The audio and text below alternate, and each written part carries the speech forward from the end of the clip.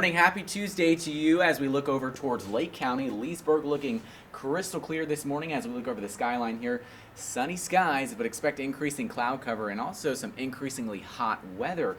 You can see here the trees are looking a little bare after a below average winter, but I wouldn't be surprised to see some more vegetation popping up as we progress deeper into a more summer-like pattern. Current temperature right now, 67 degrees. The dew point still holding in the low 60s, so expect that trend to continue as the water vapor imagery shows a more moist atmosphere starting to enter the region, drier air pushing to the south, but a more humid pattern certainly developing as we get towards 3 p.m. That's exactly what you're going to feel. 86 degrees, hot and humid with a south wind at about 5 to 10 miles per hour. Timing any potential showers out for you with futurecast. Here's 2-3 o'clock.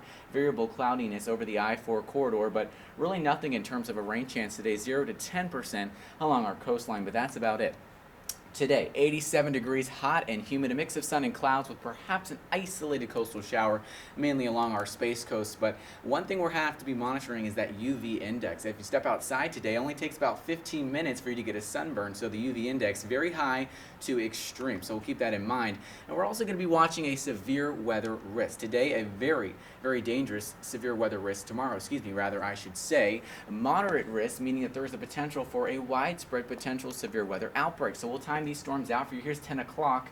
You can see central Arkansas dealing with that potentially damaging wind event. These storms will eventually progress through the deep south, then shift east. The threat shifts east on Thursday to parts of the Carolinas, down through Georgia and the northern Florida panhandle. That could potentially reach us. Here's Tuesday, 3 o'clock in the afternoon. High pressure still off to our east.